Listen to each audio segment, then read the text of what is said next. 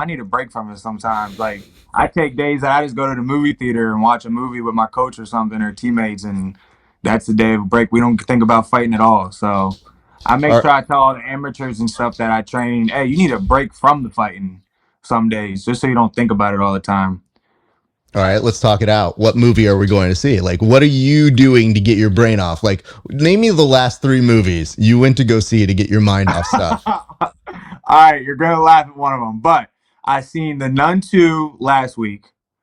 I seen Teenage Mutant Ninja Turtles about a month ago, and I seen the Barbie movie about a month and a half ago.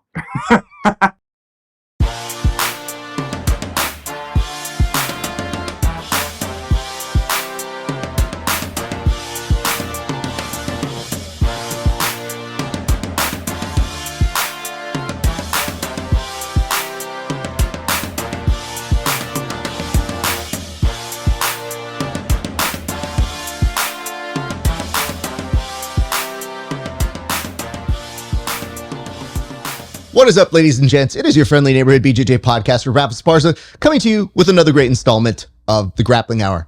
I hope you guys are in for a good one today. That's not the way you're supposed to say that. That actually sounds ominous. I hope you're in for a good one. Uh-oh, just kidding. It's not.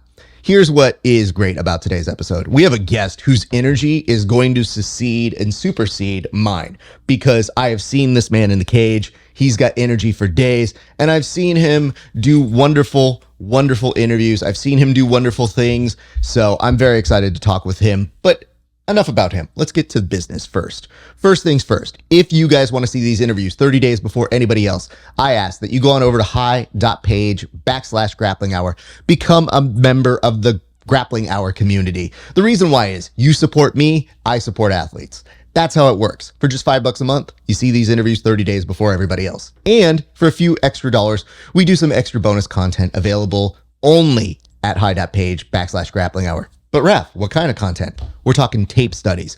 We're talking footage of my grappling, which, by the way, not super great. You can see me get beat up by a lot of very good people. 3, you can also check out extra bonus episodes like we do interviews with athletes asking them who they respected the most that they've competed against, some mini-sode episodes on steroids, and even some subjects that you yourselves pitch to me. So it's your chance to find out things that sometimes I didn't even think about. All right, let's get to our guest today. This young man is very good at wrestling. We should start with that. But he has been emerging on the MMA scene to the point where, yeah, Dana White was entertained by him. Dana White said, yeah, let's bring this kid in. Let's bring him into the UFC. And to me, it gets through a lot of work because this man has been grinding. And I am so excited to talk with him about his journey. So why not even waste any time anymore? Why not get straight to our guest, one, Dylan Budka. How you doing, brother? How you doing, bro? I appreciate you having me. Hey, man, it is a pleasure to see you. I noticed that when you walked in, dude, you're already living life. You're already enjoying your day. It's 1:30 p.m., but you look like you've been having a blast all day. Where does this energy come from, and how do you sustain it? Because I turned down coffee this morning, and I was like, man, maybe I should be on the level of my guest and get the coffee to raise me to his level. Man, well, I've come from Baltimore City where not a lot of people make it out. I'm doing a lot of things that a lot of people aren't doing from my hometown, and I'm able to wake up and do what I love every single day and train every day for a living. So I'm blessed. I feel happy and I feel at peace. So I got the energy builds up right when I wake up for 7:15 practice. I have to say, when you were walking out in your fights, you smile too much. And most people, I would tell, hey, like, let's tone it down. But you have this energy, this sort of excitement to get out there and fight. And I think that does make us as viewers excited to watch your fights. So what is the secret to being so excited about your fights and not keeping that in? Because we have a lot of people who do Art of War, keep your face very like there. You're not that guy. Yeah, I just be myself out there. I'm a goofball outside the octagon. I like to have fun.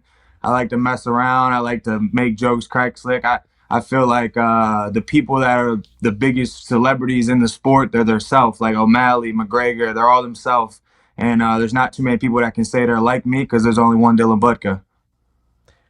I would say that as well. I do feel like that, but I don't know you well enough to call you a goofball. So I need qualifications because I myself am a goofball. I take the approach. I'm very professional.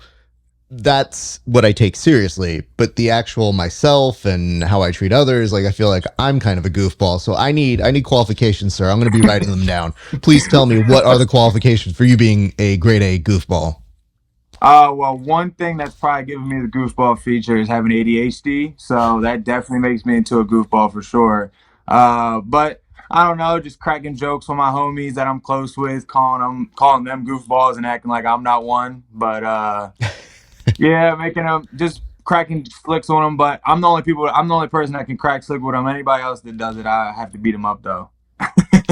Dude, I love this. Like, we've advanced as a culture now where it's like, no, no, no, we don't bully. I do bully my friends, but you don't bully strangers.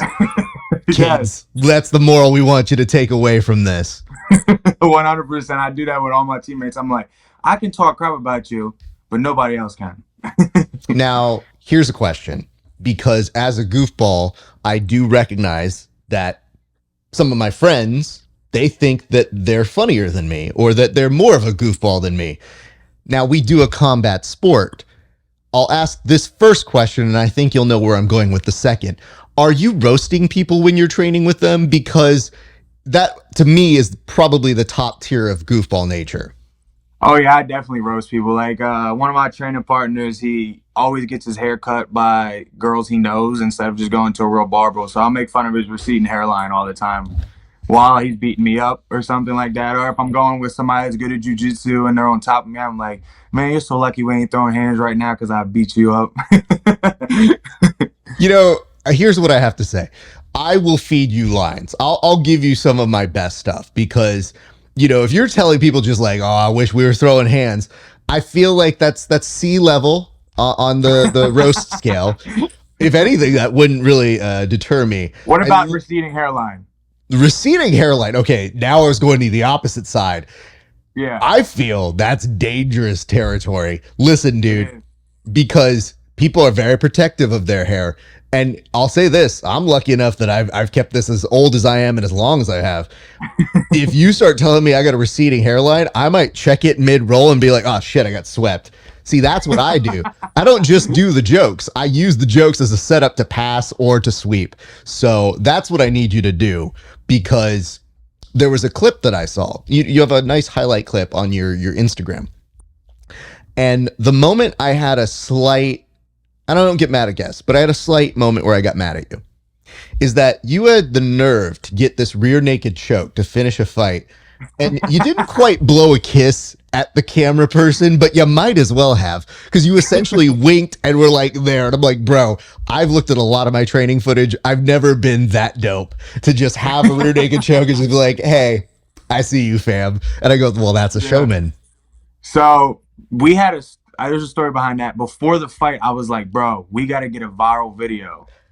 And somehow I got the takedown right in front of my cornerman, and that happened exactly like that. But I was like, oh, in the fight, I was like, oh, I'm right in front of the corner, and he had the camera pointing right at me. I was like, all right, I'm gonna do some crazy face at the camera, and then it happened perfectly. So it was weird how that all played out. Now, I want to give you an example of maybe I don't think I would do well in a round with you. I am one of those jujitsu guys, so I would have to cheat a lot. But I would tell you right now, if you're comfortable, I don't know if we're cool yet in this way, but I would give you an example of the type of roast I would do to you. Go ahead. Okay. I would, let's say you're beating me and maybe you got to that mount and you're saying like, oh, you're lucky I can't throw hands. I'd be like, hey, listen, are you pre-Malone? Is this before the tattoos happen? What's going on here? And in your confusion, I would 100% either escape or sweep. So I just want to give you an idea. You got to go straight That to is like, funny that you say that. I've got Pre Malone, I've got Riff Raff, I've got Jack Harlow. see the Jack Harlow I don't see. Maybe it's because I don't see the hair, but the pre-Malone is I feel like 100% a direct hit because Yeah. it's not insulting. That dude's very successful, But I don't know what that dude looks like without any of the tattoos. So you look Yeah. like him going out before trying to cover it all out so he could go to the shopping The mall or craziest something. one I've got since I look at some of the comments sometimes. The craziest one I got in my comments was somebody said like Dustin Poirier's and Justin Gaethje's baby. That was a Yo, pretty crazy one. I'm gonna be really honest. That sounds like a mega compliment considering how good both of those guys are. If anybody's roasting me like that, I want them to be like, hey, this dude is like the combination of David Letterman and Conan O'Brien. I'd be like, thank you. I wish that would be amazing. So but again, the niceness of you, I like to do these interviews usually in person. There's no danger if you do a joke to somebody and you're not standing right next to them. Like I am safely away from you right now, but I love the fact that your soul is so real that I do this joke about you and it's all smiles. So I'm like, nah, this is that guy. Like you would be fun to train with. So kudos and very much appreciated that you are like that. We need more people who are fun and enjoyable to be in the sport. So that's Oh yeah, already I like the fun stuff like that, man. Because we're serious all the time. I need a break from it sometimes. Like I take days that I just go to the movie theater and watch a movie with my coach or something or teammates, and that's the day of a break. We don't think about fighting at all. So I make all sure I tell all the amateurs and stuff that I train, hey, you need a break from the fighting some days, just so you don't think about it all the time. all right, let's talk it out. What movie are we going to see? Like, what are you doing to get your brain off? Like, name me the last 3 movies you went to go see to get your mind off stuff. All right, you're gonna laugh at one of them, but I seen The Nun 2 last week. I seen Teenage Mutant Ninja Turtles about a month ago, and I seen the Barbie movie about a month and a half ago. I knew this was gonna happen. I knew this was a direct hit. I was like, this dude loves him some, lightheartedness, very breezy things. All right, so Teenage Mutant Ninja Turtles on brand, totally get it. Nun 2, sure. You're probably a sicko. You fight. It's all good. 3, the Barbie movie. Did you go by yourself or did you go with other people? I brought people with me, and they were teammates. So we're talking a whole bunch of bros going over to Yeah. see Barbie. What was the general consensus from the bro delegation? It was actually a pretty good movie, especially it was all right. It was boring at first, and then Will Ferrell popped up in it, and I'm a big Will Ferrell fan. So I was like, all right, this is cool. This is cool now. But I don't like to take the internet stuff with movies. I just like to go see it myself and like see if it's good or not. None 2 was really crazy, but the story was everywhere. Like it was 2 hours, and I lost the story like 4 times. But it was a lot of crazy scenes, and Teenage Mutant Ninja Turtles was dope. 100% dope. I've heard such great things, and I have to tell you, as a Raphael, I have a very high barometer of what it's supposed to be. You don't get to grow up with this name and not have people call you a Ninja Turtle your entire life and not have a say in this matter. So when I heard they were doing it, I was like, ah, shit, there's another generation of Raphaels that are going to be Yep. just like, you're that dude, huh? And I'm like, dude, I am kind of cool but rude, but god damn it, y'all got to be nice. I can generally be nice. Just don't be a dick to me, and then I'll be very even keeled, not rude, but very cool. So you Yes. go see those 3 movies. You say that you have interesting thoughts, which is, yes, I like the fact that you don't actually pay attention to what the internet says, because you should just go see a movie if you want to go see a movie and enjoy Yeah. it if you want to enjoy it. And then you mentioned something important to me, which is Will Ferrell. Now, I'm a huge comedy buff. And for years, I have to be honest, when he was on SNL, I didn't love Will Ferrell. But how do you deny Anchorman? How do you deny Step Brothers? Like, this man put together a resume of shit that I was like, nah, he's undeniable. He's great. But I need to ask now. Top 3 Will Ferrell movies. Go. Oh, Step Brothers. Um, have you ever? All right, I don't know if you've seen this one. Everything Must Go. Yeah, absolutely. Everything Must Go is in my top 3. And oh, what's the one with Kevin Hart? Get Hard. Get Hard. Get Hard. Those are my top 3. So hold on. You don't even put Anchorman in that list, sir. Top 5 though. Top 5. Oh, top 5. I like Okay. them 3. All right, we'll I see me like that through. better. Okay, so Anchorman's in the 5. What's the 4 spot then? Ooh. Mm. Just so you know, as you're thinking about that, this is the type of shit I would also be doing to you while rolling.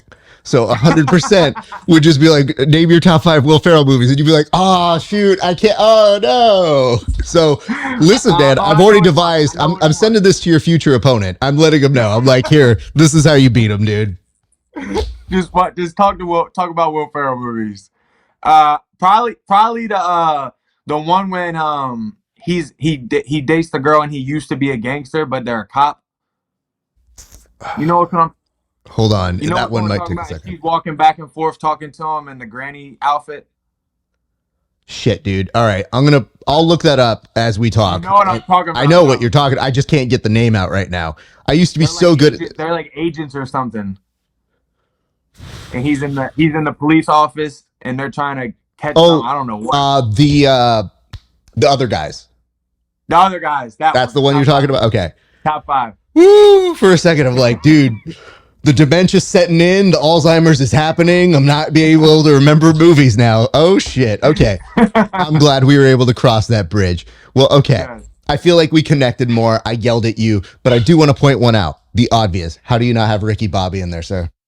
Oh, Talladega Nights has to be in the top. Okay, we're gonna switch other guys out with Talladega Nights and put other guys number 6, Anchorman number 5. Wow. Okay. The best part was having this little trump card that I was like, well, let's hear it. Let's hear. Oh no, you forgot this one I because can't believe I forgot that one. That one's a good one. man, That for a one's a good second you were almost last, which as we know is anything but first. So it got very dangerous here. So, okay, we talked about this. I want to go over to your Dana White Contender Series moments because there was one moment that concerned me, and it had nothing to do with the fight in particular. In the post presser, you go up and you very confidently say that you cut how many pounds in how much time. We got the fight Thursday before the fight on Tuesday, and I was 25 pounds above my weight class. Because I was back home at my sister's house. I had fought August 26th at heavyweight, and my nutritionist and me planned to get the weight above 205. So I was eating everything I possibly could eat: chicken, extra chicken, more chicken, steak, fish, 3 times, 4 times a day, just to get me over the weight. Because I was cutting down to 85 because my original opponent was supposed to be at 85 for August 26th. So we had to get my weight up. I weighed in 207. I was around 215, 216 when we got the call, and I made 186 on the dot by Tuesday. So 5 days, I cut 25 pounds. Okay, this is the moment when I'm watching in the post presser that I go, I hope the child is okay. I hope that he is doing things okay. So the fact that you had a nutritionist helping you, I think, is good. But like those weight cuts are brutal, man. So where was your brain going during all of that? I know as a wrestler, you have a strong resolve, but still, that is a pretty tall task, especially given the fact that you're going to be fighting very quickly after doing that cut. It's probably number one on the hardest weight cut I've ever done in my life. The only reason is because I was eating everything because I was on vacation back home. They don't got good seafood out in Ohio, so I was eating all the good seafood back where I'm from, and it was really bad, bro. Like it was definitely one of the moments where I was like, what am I doing, man?" And I remember waking up the day of weigh-ins and we're still 6 over, and I'm like, we cut the last 6 pounds from 3:45 a.m. to 9, and we jumped on the scale exactly at 9, and we were exactly at 86. Like at the end, it was falling off like point 0.3, point 0.4, point 0.6. It was bad, bro. We were going from the sauna bed back to the steam room, to the steam room, just shadow boxing, to shadow boxing, to the steam room. The sauna bed, that was the first time I ever used it in my life, and UFC gave it to us to use. And I actually realized I have claustrophobic feelings while I was in there. I never knew I had claustrophobic, like whatever it's called. And then I got in there, I was like, oh, I need to get out of here. So we were taking rounds, and like we were going rounds from the bag to the steam room, and it was bad. It was really crazy, but we got it done. And I think that's a reason why Dana thinks I can make 170 because of what my body looked like in the fight, because of how much weight I had to cut. I look sloppy. I've never looked like that in any of my fights at 85. So I'm guessing that's why he think I can make 70. I mean, God bless, but Dana thinks a lot of people can make a lot of weight. You know, you guys are much more reserved than I am, because if somebody's like, hey, I think you could make 170, I'm pretty sure you could. I'd be like, you first. I should have said that to him. No, no, no, no. You should not say that to him. I have no allegiance. Nobody's trying to give me a contract. I'm good. You 100% should be like, yes, sir. I'm sure I can. Meanwhile, As cut I to was saying yes, sir, I was like, damn, I don't know. But I did say yes, sir. you gave the right answer, and I think you could. It's just, let's put it this way: if you give you more than 4 or 5 days, Yeah, I think there's a way to go. I think with what I'm given now, like with the PI and the supplements and everything they're given, which they take a lot of. I've heard a lot of fighters say they don't. I don't know your thoughts on it. I heard a lot of fighters say they don't take good care of their fighters. But like since I've been, I know I haven't been there long, but since I've been there, I've been taken care of 100% with everything I've done. So I feel like the things they offer and the things they give me, I'm able to make it now if I needed to. I would say this. I would say that there are 540 UFC fighters, if I've checked the last TKO stat correctly. I think there's always going to be people who don't have equal treatment. So Yeah. with that many people, your experience is not going to be the same as somebody else's experience. And then Oh if you yeah. go up to the top tier, let's say you've been with the company for so long, but there's a new emerging star that maybe gets treated a little bit better than you. And everybody's got to look out for their own interests. I get that. But I think it is hard to compare that. I'm just glad that for your particular case, it does look like you have these assets, these things that are going to be very interestingly implemented into your game. Because, yeah, if you think about it, what did you wrestle at when you were wrestling? I wrestled at high school at 285. I was like 260. And then we wrestled. I never had a match in college, but I was a 197 wrestler, and I was a red shirt. And then COVID happened, and we dropped out, and then I went straight into fighting. Okay, so we'll come back to the origin story all the way through, but I say this right now to point out a differentium, which is we're talking about the dude who wrestled at about 285, now fighting at 170. So like, unless you're gonna get like the Volk spot on UFC 6, the video game, like we don't got stuff to brag about. Like somebody should put that poster of you if you make it to UFC 6 of you wrestling at 285 the way they put Volkanovski when he was playing rugby. Because I look at that dude and I'm like, these are completely different human beings. So yeah, if I think from your perspective is when Dana's coming up to you and being like, hey, how does 170 sound? You go, I mean, I might as well. I've already lost all this other weight. What's gonna stop it? Yeah, yeah. If he thinks I can, I'll try. I don't know how good it's gonna be, but I'll try if he really wants me to. I haven't been below 85 since I was like a middle schooler. Jesus Christ. All right. Even if we had gone to middle school at the same time, I was a buck 40 playing soccer, and I was begging for more weight. I was like, oh, give me 15 pounds. Because at that time I was playing against dudes who were questionably my age, where I'm like, this dude has a family. I don't think this dude is like 15. I think this dude is 21. And when like a grown man runs into you and you're about 15, 16, and there's that force and they have solid weight or heft, like, dude, I was getting knocked down and being like, why do we do this sport? This is dumb. And then meanwhile, I looked over and I'm like, yo, I'm Mexican, but I'm not that Mexican. That dude's a real Mexican. Like, props to that guy. Soccer. Yeah, I was like, no, no, no. I think that dude's playing for a reason to stay here in the country. So I think he might want it a little more than I do. So all good, dude. All good. Good, fair play. You're just really fast, man. That sucks. You got it. I'll sit out this one. Yeah, and like you have to just admit it. You're like, I mean, can't deny that dude. I was like, I hope I see you in MLS pretty soon, sir.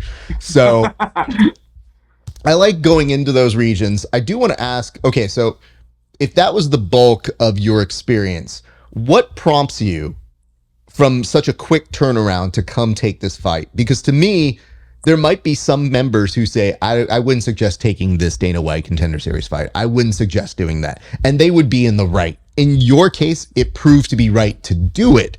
So again, not all things equal here. But for you, what was the team thought on like, yeah, it's a fast turnaround, but I think it's a good opportunity. Let's go for it. Well, when I was an amateur, like, we got kind of prepared for like the fast track type of thing. I was fighting MMA one week, fought boxing the next, MMA one week. Like I was average like 2 fights a month when I was an amateur. So we were kind of used to the bouncing to the next thing over and over again. I had 21 fights in 2021. I already have Hold on. Don't bypass that. Let's go back to that. You said a number, and at first I was nodding like, okay, and then I stopped and I go, I'm sorry, did you say 21? Is it 2-1? Yeah, I had 12. I think it might be 21. 12 amateur boxing and 9 MMA as an amateur.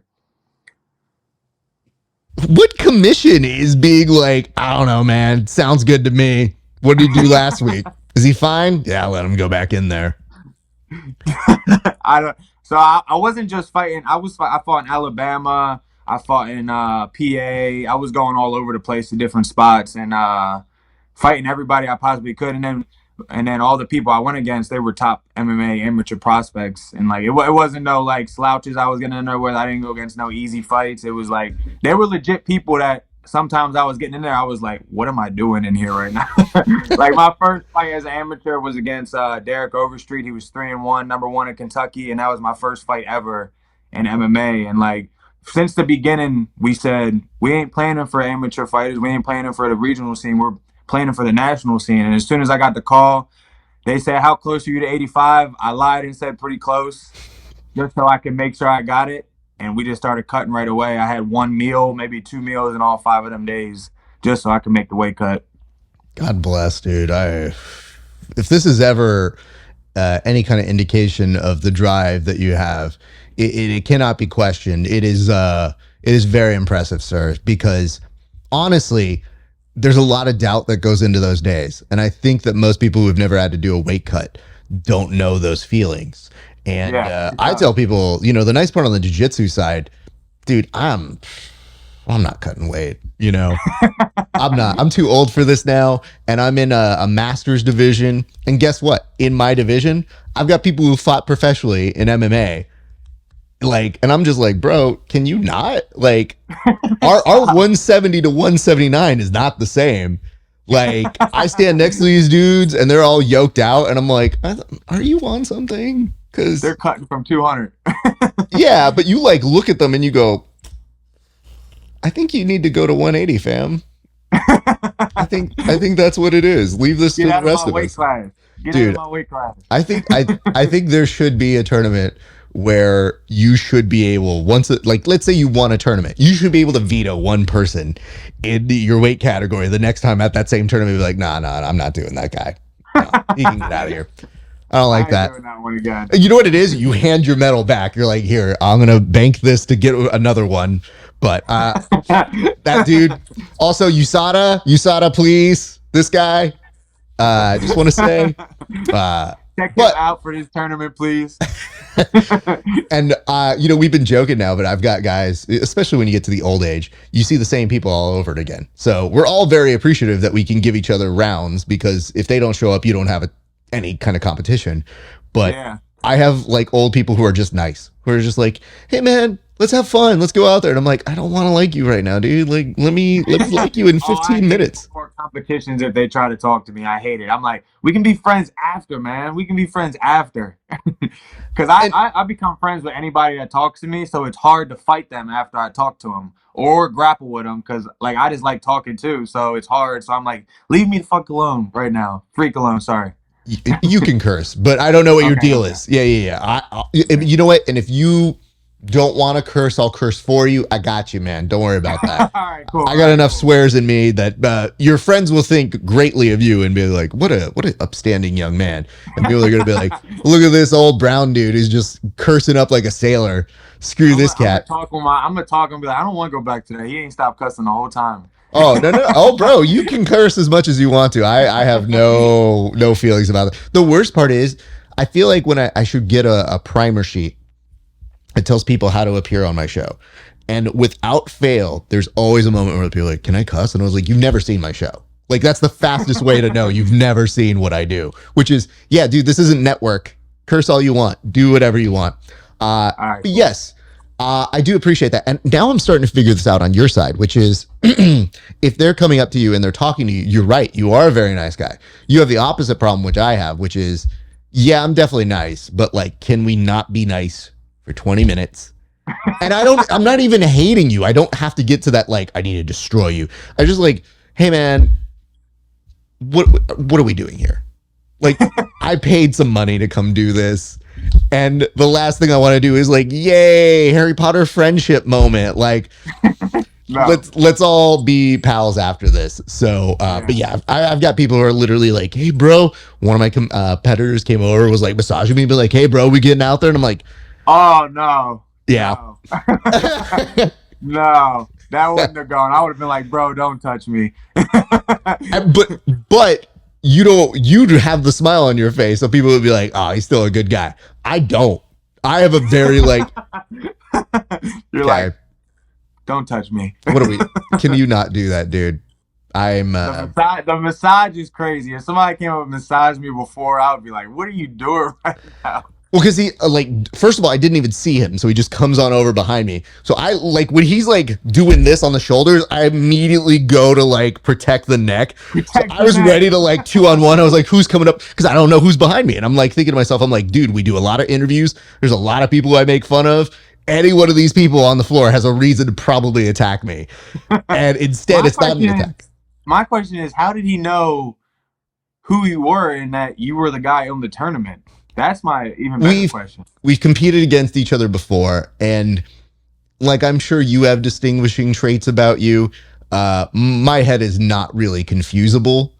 So if it's a fairly unique giant head. So the fact when someone's behind me, there's no questioning. It's a block looking head from the back. They're like, that's Raph. And if they see like a semi-balance of like a glasses on the background, they're pretty confident they'll know it's me.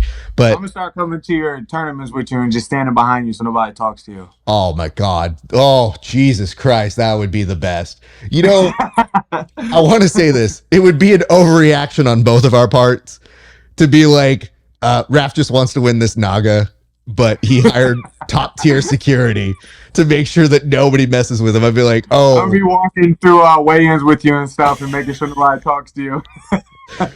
But you know what, though? We've already revealed the fact that if somebody came up and started talking to you, I'd be like, hey, I'm dying over here, dude. And he's like, oh, this guy's great. I love him. I'm like, no, his friend's beating me up now, man. My security could be a little bit better. And you know what? I don't need. I'll be like, 1 sec. I'm getting him on your show next week. Oh, I should say this. So the competing for me has been more of a recent phenomenon. I've been doing podcasts and shows for over 10 years or whatever. And I had this thought since I started competing recently, like, oh, I wonder if people will recognize me. I don't think they know me. I think they might recognize me from talking to people like you. And I had a moment where I was in a final and somebody came up to me and they go, hey man, if I beat you, can I be on the show? And I was just straight out like, yeah, sure, whatever. But I was like in the moment where I was just like, oh dude, I'm not trying to, like, I'm trying to take you down, dude. I'm not in that place. But I did laugh and tapped him out. Nah, I wish I did. Dude beat me by some points. And the sad part is like, he didn't bring it up again afterwards. I was just kind of like, hey man, good job. And then he did this to me where, you know, especially I'm sure with you, there's a smiley, nice version that everybody sees.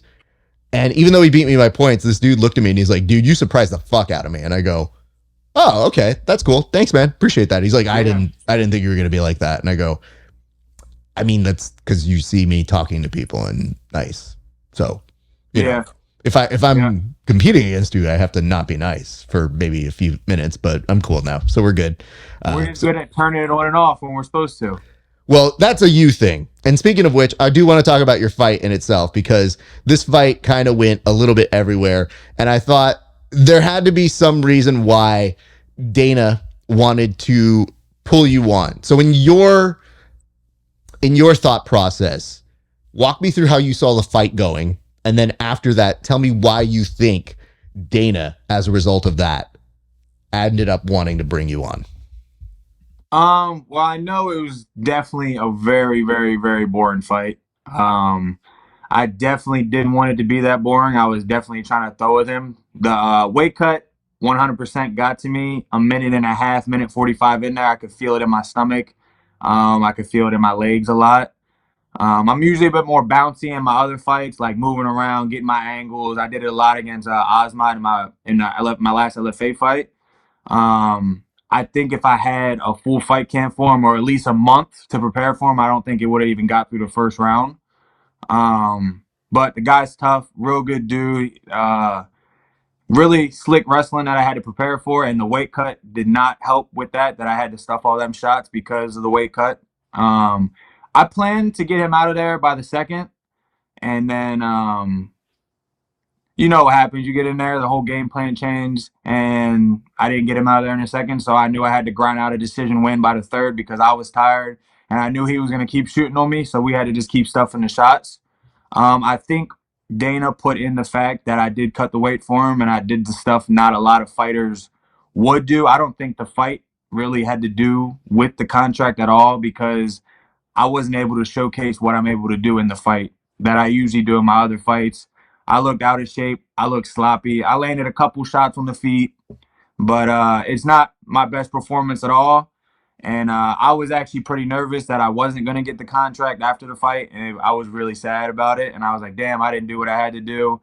But I was blessed and he seen something in me and I'm happy he did so I can show everybody what I'm actually able to do with a fight camp for my first fight. I'm very happy to hear that because so what I try to do, if you're a host, and I would actually hope this for more people just as fans, I'm sure you probably see comments of people being like, "This is a boring fight. Nah, Oh, these yeah. guys, these are the bums. What are we at? The bottom of the barrel?" And I'm like, "Yo, these are dudes taking their opportunity." And the difference that they don't see with this is your resume and how consistent your resume is. So that also has to be a factor in my opinion because you would put together a large amount of wins. You've shown that you can cut that, and sometimes they need that very desperately. The hard part is to make it compelling enough on nights where maybe Dana is feeling feisty, or he says on the microphone, you know, the worst thing you could kind of hear is be like, "This is a terrible night of fights." And I'm sure if you're sitting in the thing being like, Oh, when he said this is literally the worst fight of all time on Dana White Contender Series to me, I was sitting there like, wow, I'm about to get memed out all over the internet right now. And then like my whole mood changed when he said, but it's not Dylan Butka's fault. So I was like, all right, we're good. I think I made it. what a moment to like, "This is the worst fight I've ever seen." And you look over and you go, "Me? Yeah, I was like, damn, it was the worst No." fight. I was like, damn, it probably was the worst fight, honestly. I ain't gonna lie. But I couldn't believe that it was being said to me, and I was like, damn, I just did the worst possible thing I could ever do. But then he gave me my props. He realized the backstory to it, which I'm thankful he actually looked into that, and I'm very lucky that he did. That he seen what I did to even do that, and people didn't even see that. Like I flew in Friday, but before I flew in, I was in Baltimore, and they got my ticket out of Ohio.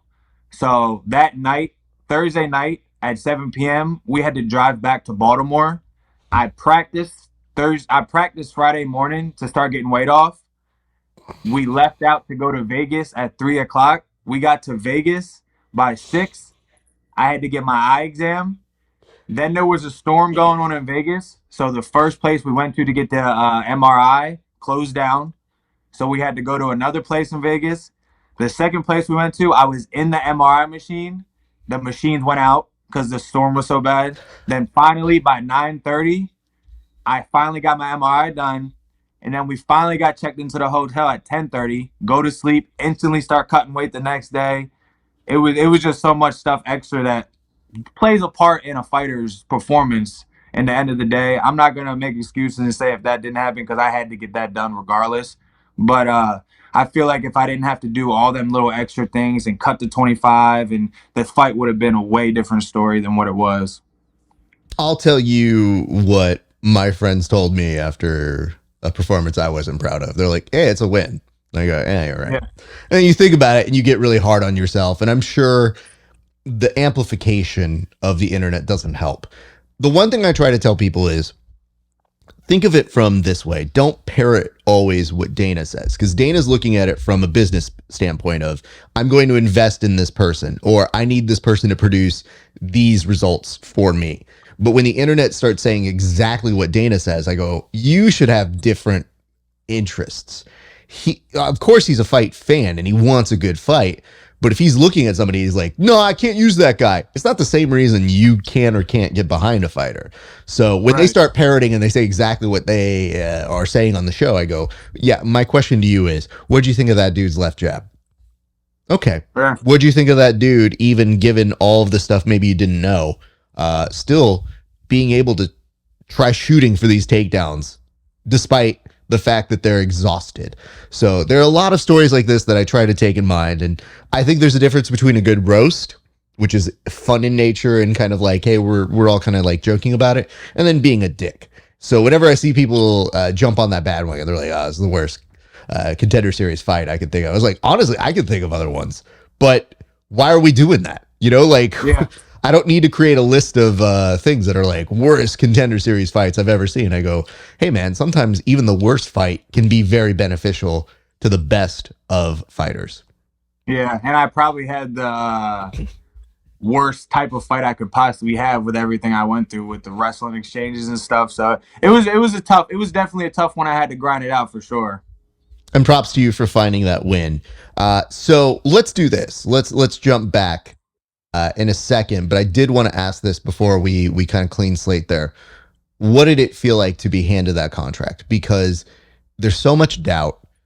I'm sure that not just from the fight and the little wait moment, you know, is Dana White going to give you a rose moment is what we like to call it, like The Bachelor, you know, there's also the weight cut that you went through all these things. You found out you're claustrophobic, which is also a mental fuck if there is one. So you go through all of this, all of the external things. What did it feel like in the moment when they said, hey, welcome to the UFC?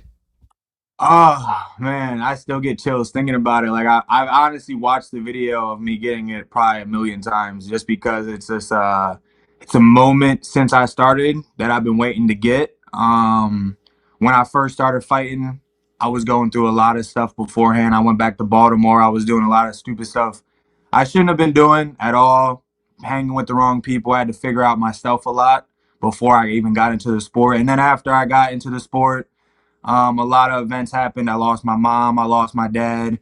And since then, I've just been trying to find myself and like find who I am and like heal all them wounds that happened while I was going through the process of becoming a fighter. So that contract meant the world to me, man. I changed my life so much in the last couple of years.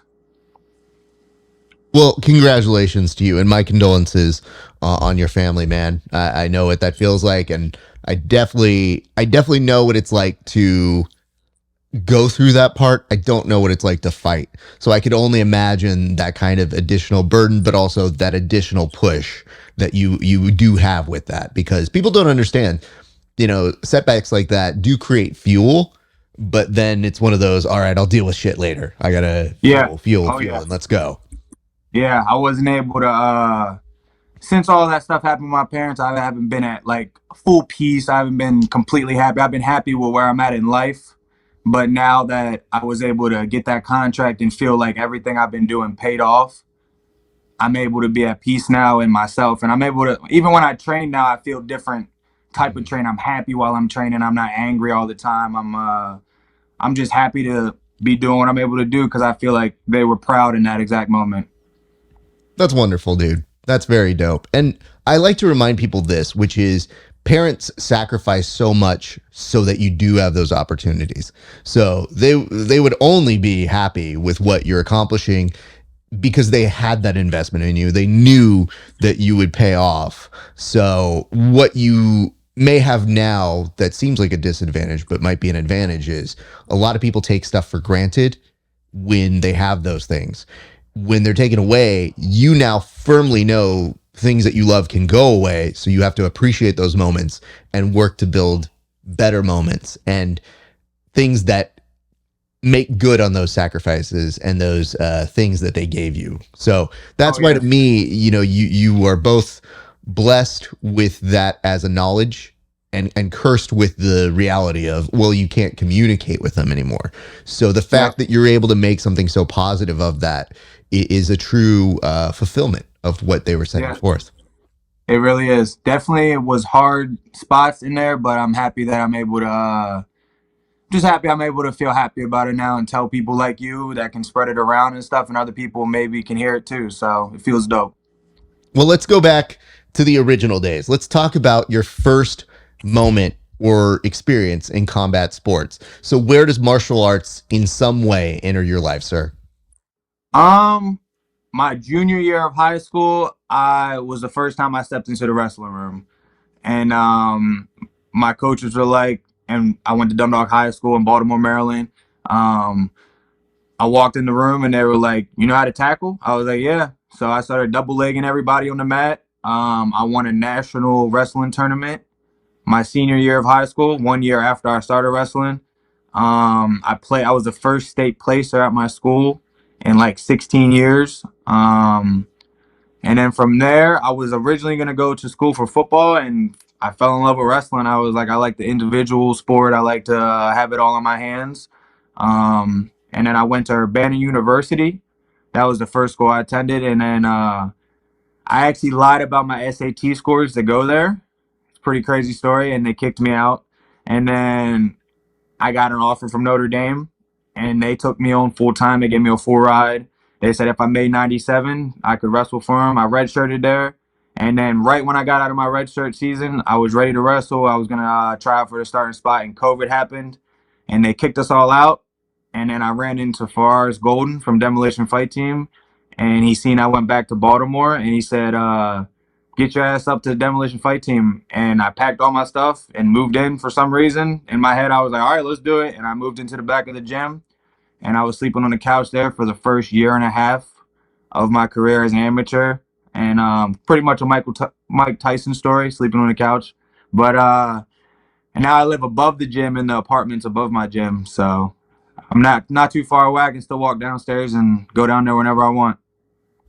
Well, man, what a moment to take all of that, because you had some things thrown at you as well that definitely sucked. I mean, having an entire program or season of wrestling be thrown away and discarded has to be like so frustrating, because you put so much of your time into saying like, well, this is what it is.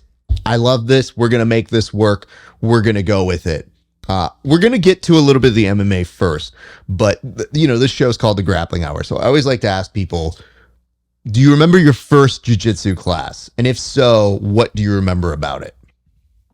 Um, I do. I remember that I thought that I could just beat everybody up with wrestling at first, and I was like, "Oh, I'm just gonna take these guys down." And as soon as I started doing that, I started getting Kimura, rear naked, guillotine, and I was like, all right, I got to get better at this very quickly. And I started, I was actually, my college coach while I was redshirting was paying for me to go to grappling tournaments. And then I was doing like what's the grappling industry ones. I was going to Yep. PA. I was traveling like 7 hours to go do one match. It was ridiculous. Oh my But god. yeah, it was pretty crazy. I was going from Ohio to PA, and then I would go do another one the next day. But my coach was taking care of it. He was like, "Let's get you some matches. Let's get you grappling. Let's do your stuff while you can't wrestle right now," because he knew I was hungry. I was trying to do something. But that my first time, it was definitely a wake up call. Like, okay, I got to get better at this. Okay, I want to stick here for a second because, again, grappling enthusiast. I love hearing wrestlers who come to do our sport because it's a very similar story for a lot of them, which is these nerds. All right, this is dumb. And I think the best ones are the ones that go, oh, I got to restart just like I did when I was wrestling. I have to kind of throw out what I know and understand it's going to give me an advantage. But if I really want to learn this thing, I kind of have to reset and listen to people who I would see as good advisors and mentors. But if you look at your Tapology page, the first thing that comes up is a grappling competition. And that to me was where I was so interested in, because I go, oh, even before you're highly competing in MMA, and really, really making that run, you've also got these grappling competitions. So from your perspective, what was the best thing that you learned in these moments when you are traveling for 7 hours at a time to go compete for one match? Like, where were you getting mental wise to make that happen? Because some people can be defeated by that, especially if they don't have the results that they want after such a long journey to get there. Um, some of them that I traveled 7 hours for, I actually lost, which made me so angry because I was like, damn, I done traveled here for one match and then I lost. But I feel like when I'm not able to compete like how I was when I first started with jiu-jitsu people, it makes me want to do it more. So I lock in even more on that thing. Like I go up to Dante Leon's gym in Toledo and they tap the shit out of me every time I go there. But I'm like, I need to go back. I need to go do it again. I need to go try to tap them out, which I never do because they're so good. But I eventually started getting to the point where, okay, I got to take these guys down without getting tapped out. I got to start taking these guys down without getting caught in this or get caught in this. And then they start doing different things. I'm like, all right, I got better at that. They ain't tapping me out in that no more. They're trying different things. They're trying to choke me out in different ways now or do crazy electric chair stuff and stuff like that. So I think that's what I love most about this sport. No matter how deep you get into it, no matter how good you get, you're still gonna have to go against somebody in the room that knows something better than you that you got to get better at them at and compete with them, or you're not in the right room. Copy that. Writing down electric chair. Might throw him off. Good to know. Okay. You gonna send that over to him? No, I'm not saying that over. That's a personal one. That's if I ever roll with you. I don't know if you ever know this, but I tell my friends, and I say this routinely on the show, that there was a day where I said, which Justice League member is everybody? And I ask everybody, and everybody kind of says their ones. Like, I'm Superman, I'm Wonder Woman, all this. Great, great, great. And they get to me, they're like, who are you? And I'm like, well, I'm Batman. And they're like, everybody wants to be Batman. I was like, no, I have a very good claim to being Batman. They're like, what is it? I go, I know all of your weaknesses. And I'm not saying them no more. No. But it's only for this. So Batman in Justice League has a contingency in case shit goes wrong, because he's the only human really fighting with these meta humans. So all these super amplified people. What's he going to do to Superman? Kryptonite. What's he going to do to Aquaman? These things. What's he going to do to Green Lantern, who's got this powerful ring that seems indestructible? You find some yellow and you do these things. So he has like all these contingency plans. So my whole thing is I'm like, I'm Batman because I'm the weakest of y'all and I can still beat you guys by something if I know what your weakness is. I just don't do it all the time because we're training partners. But if y'all ever go Hulk mode, I've got to be able to have something to keep you So from if we being... ever train and I go Hulk mode, instant electric chair. I don't know that because you're a little bit heavier than me. So as a result of that, I just know it's an option to try. Because there's certain limits on certain things. I just know I'm like, it's gonna be a combo of things. It's gonna be like, what's your favorite Will Ferrell thing? Electric chair. Hey, listen, I will have way more success on roasting you. I promise you, because I don't even know it. I'm going to roast you until I'm in the moment. And there was a dude who I want to say, an MMA fighter I was training with yesterday or 2 days before. And it was a very silent roll. And then he was the first to make this noise. I'm like, normally this works. And I go, oh, yeah, you aren't doing it right, dude. And he's like, I'm winning. And I go, I mean, you have my back now, but I just need 2 minutes and I'll be out. And he's looking at me and he goes, are you fucking kidding me? And I go, yeah, I'll get out of this, dude. I'm okay. And I get out of it and he's like, God damn it. And I go, listen, dude, I'm not very good at this. I know what you need and I just don't give it to you. So, we're going to be here for a while, unfortunately. And he just laughs and I go, we're going to have fun, man. And so by the end of it, he just looks at me and he goes, you really do talk a lot of shit for nothing to really show for it. And I was like, that's my whole gig, man. Very good at this one thing. I didn't say I was good at jiu-jitsu. You got me this far, so. Hey, listen, dude. It has made me to the point, this dumb smart mouth of mine has made it so that I've never actually been in a fight growing up.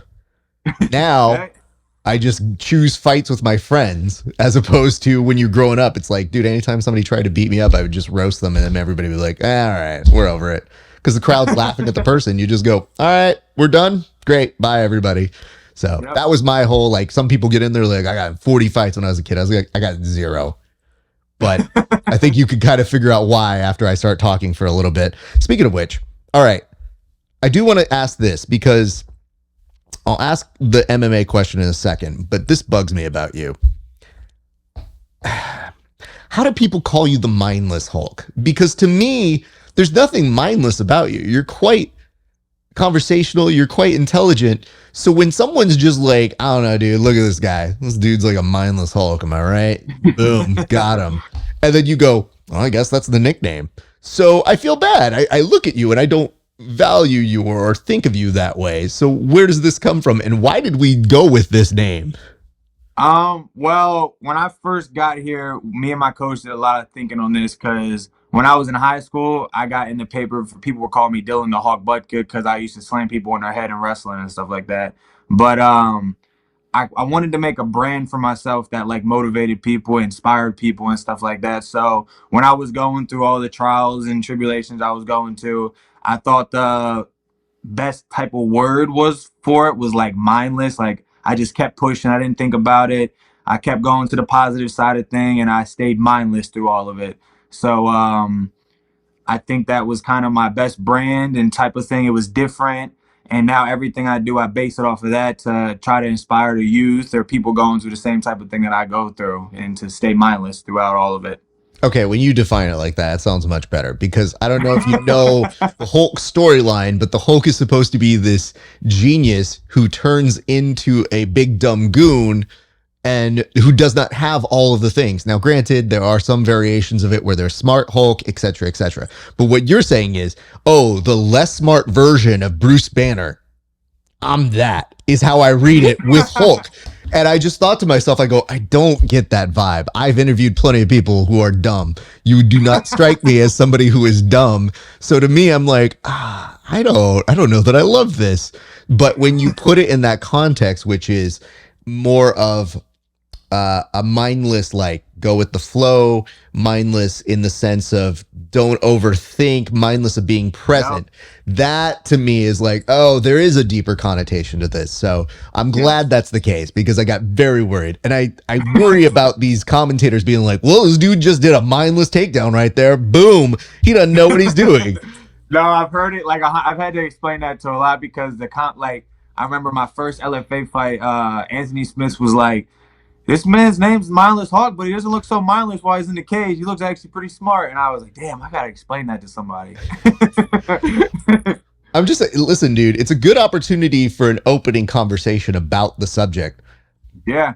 All I ever think of is how would I roast you? How would I do these things? And I know if I have a certain joke and I have a certain level of where I want the joke to resonate, the internet is way further down here. I'm being like, fuck this dude. He's mindless. I don't like this. So I just want to make sure that we put it out there so more people are informed because I'm definitely late to this party. And I know that you mentioned in being inspirational to the kids, but I saw you recently put up some videos where you were doing like these Zooms with kids in a classroom. And I thought that was so unique and so great. I do have one complaint. There was one guy or one lady, I think, or a female that asked a question. And I think they were asking about your strength and your regimen routine and all that. And the video cut off right before that. I was like, well, I want to know what that is. And so, like, I looked at it and I go, where's the rest of this? But I just like that she asked a question. And I felt like the equivalent of being in that class and you just going like, oh, I'm not going to answer that. And I go, I know these can only be short videos, but dick move, dude. I want to know what the hell your routine was. So I'm going to ask that question now. What is your regular routine, sir?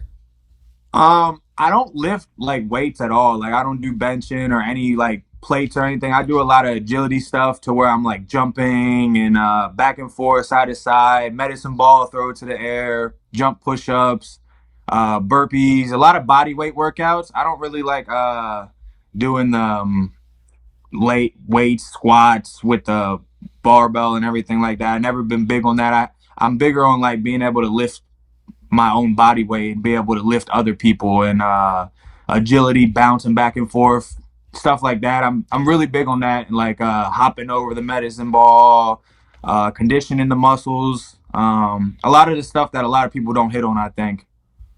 That makes sense. Okay, great. I feel better having heard you give an explanation of You this. can, hey, you personally can go back to that class and answer that question for him I now. don't want to.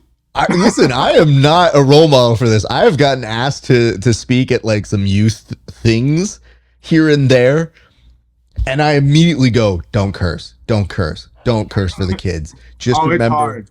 And it's very difficult. No, you've got the right personality for that. It's hard. It You, is. It's hard not to though, because I had to, when I was speaking to him, I was like, oh wait, I gotta say this in a term that 10-year-olds will understand. and then there's the version of me that's like, I remember when I was 10 years old, I always thought the dude that would curse or the lady that would curse was like, yeah, that person's cool. But then you knew in the back of your mind, they got so much shit from everybody being like, you can't do that with these kids. Yeah, So I yeah, try not to, especially now if they're my friends who have me come do it. Don't embarrass them. Don't screw this up yep. for them. Don't make them look bad. So I definitely get that. I want to circle back to this, which is we talked about your beginnings, but I do like to ask people these two questions. I'll start with the first, which is when did you know that you had an appreciation for martial arts? Like, when did you know you were going to be doing it as more than just a hobby? Because obviously you had this wrestling trajectory, but then you really grew to love it. And you have to be somebody who really, really loves it to want to fight and to make a career out of it. So when did those wheels come together and make that happen for you? Um, Honestly, not until my like fourth amateur fight. I didn't realize, I didn't know if I belonged in the sport. I didn't know if I could do these big things my coach was saying I could do. Like you always say, oh, I can do that. But then like in your head, if you're saying that you did from the jump, I don't believe that, because you got to really go through the cage. You got to go in the cage. You got to get punched in the face to really decide if you want to do that forever. You got to have your make it or break it fight. You got to go through that war. And I had my first war type of fight, my fourth amateur fight, where I got busted up. I still won the fight, but I got hit hard. I got, my nose was leaking. I fractured my shin, and I was like, damn, that was crazy, but I still want to do it again. And that's why I was like, you know what? I love this. I want to do this forever. But before that, when I was getting in the cage, I was completely shitting myself. I was like, I don't know what I'm doing. Why am I doing this? I'm all the way in Kentucky right now fighting somebody that's been fighting for 10 years. Why am I doing this? I'm looking at my coach like, what do you got me in here for? And then I just fell in love with it, and it slowly started going away from me freaking out to me falling in love with it and enjoying getting into the cage and being anxious to get in the cage. I don't even get, everybody gets them butterflies before they get in there, but I've done it so much that the only problem I have before the fight is getting so anxious to get in there and go do what I do. That's a very good way of putting it. And actually, it does show a good sense of how you and your team have shifted a mentality, because I know more of the anxiousness is usually an excitement to perform. And what Yep. that means is that time that you wait, which feels like forever when you're at a venue and you go, I just want to go on. I just want to do this. You know, I know that from the comedy side. I know that from speaking side. But as an athlete, I have a small taste of it. What you Yeah. guys have is this whole thing of like, I've done the media week, I've done the weight cut, I've done all these things. Let me just get in there and fight. And what you've been able to do is turn a corner and say, now I get the opportunity to fight. And when you have that mentality, it doesn't become like, oh, I'm worried about how I'm going to do. It's like, I get to show, and Yep. I'm excited to show people what I can do. Let me get out there, Yep. because so many young athletes, they confuse that and they're like, am I scared? What am I feeling? What am I doing? And you're like, you don't have enough experience yet. It's going to come. And then when that moment happens, you're going to have this breakthrough in performance and killing it. And it's so fun to watch so many people make that cut. So Yeah. I'm very happy that that is what you have found. I wanted to ask this, which is, you know, you found that, you did that.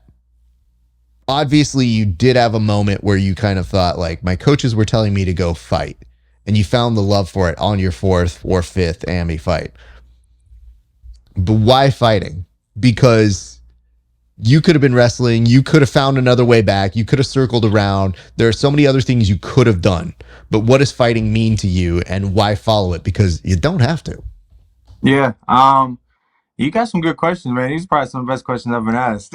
It's not the same regular ones, but definitely I started realizing who it was making me out to be. I realized that it's made me more disciplined. It's surrounded me around such a great community of people that I never thought I'd be around. Like, I'm friends with nerds that are jujitsu guys that are some of my best friends now.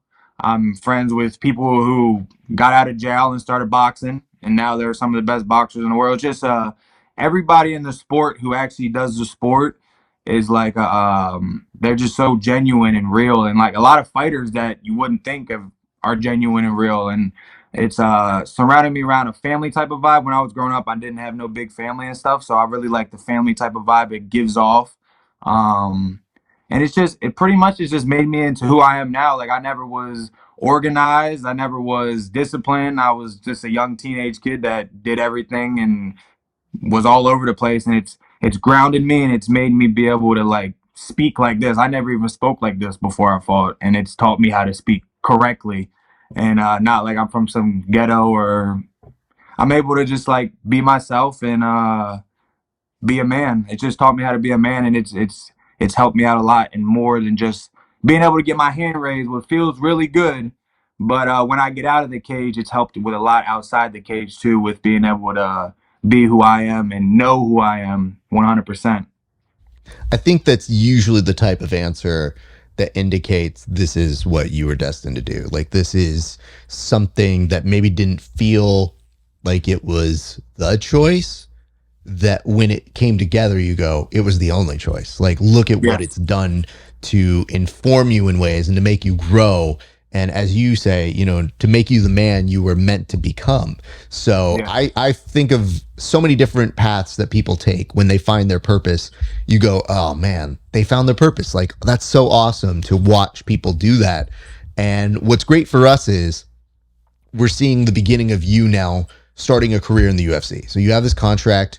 We're very much looking forward to seeing you fight. I know you don't know when and where just yet, but the fact that you have the contract means it could happen sooner than later.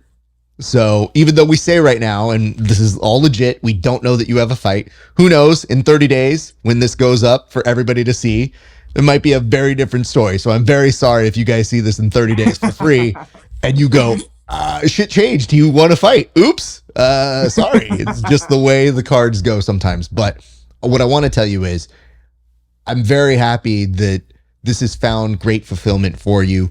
It is always fun to see that. And now you're at a part where it's not just fulfillment, but it's let's see how much more you can do. And so I'm so stoked to watch what's coming up next for you. And I'll definitely be watching. And I know other people do too. But at the very end of the interview, I always like to give an opportunity to the guest to thank any of their sponsors, any of their friends, their family, their training partners that helped them to get to this moment. And normally it's after a fight, but since we're not quite interviewing after the Dana White Contender Series fight, I kind of want to make it more to like a goal of you got to the UFC. So I want to give you the opportunity. The camera's just going to be on you, sir. So feel free to thank those people and give props. And you can also throw in sponsors too, because they make sure to help and that you're good. So floor is all yours, sir. I want to show my appreciation to my coach, Gary Young.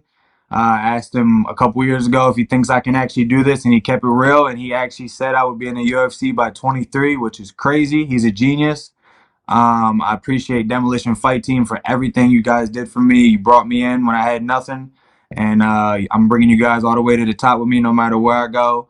My management, my manager, Drake Jimenez, and Holy Hill Media for paving the way and making sure they can schedule everything for me, because I do have ADHD very bad, and I will forget this, and I probably would have been asleep right now if he didn't schedule this for me.